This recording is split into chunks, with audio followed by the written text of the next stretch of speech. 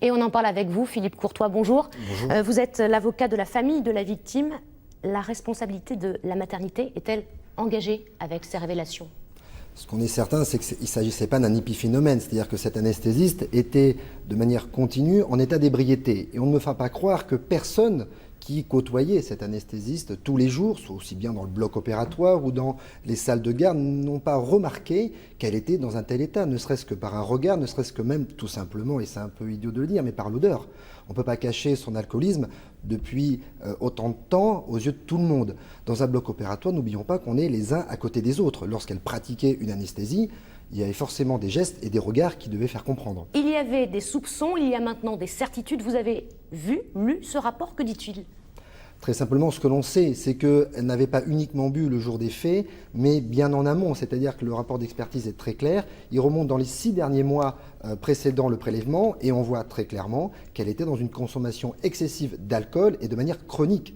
C'est-à-dire que 6 mois auparavant, elle buvait quotidiennement. Donc dans tous les actes de tous les jours qu'elle faisait d'anesthésie ou même les consultations préopératoires, un simple questionnement pour les médecins, pour le patient, de savoir s'il y avait antécédent ou autre, elle était déjà dans un état qui ne lui permettait pas d'exercer la médecine.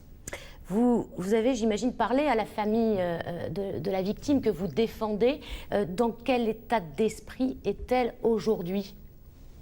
Ils sont surtout dans la colère, toujours dans la colère vis-à-vis de ce médecin qui, en tant que médecin, aurait dû savoir que l'alcool ne fait pas bon ménage avec l'activité qu'elle exerçait, mais également un sentiment de colère vis-à-vis de l'entourage, aussi bien de la direction que du personnel soignant, mais un sentiment de colère mêlé avec une certaine sérénité. C'est-à-dire que le second rapport d'expertise détermine très clairement la responsabilité pénale, c'est-à-dire qu'elle ne pourra pas être déclarée irresponsable, même si elle est encore aujourd'hui présumée innocente, et même si elle reconnaît pleinement les faits, elle sera jugée si la justice va dans ce sens-là. Ils n'auront pas donc le sentiment d'une chaise vide ou la moitié d'un procès si ça s'arrêtait là parce qu'elle était déclarée irresponsable. Parce qu'on le rappelle, hein, les experts donc, qui ont examiné le docteur disent bien qu'elle n'est atteinte d'aucun trouble psychique. Oui, aucun trouble psychique, ce qui aurait permis d'ailleurs de la déclarer irresponsable, c'est-à-dire qu'elle n'était pas consciente de ses actes et donc pénalement elle n'était pas répréhensible, ce qui n'est pas le cas et donc l'affaire se poursuit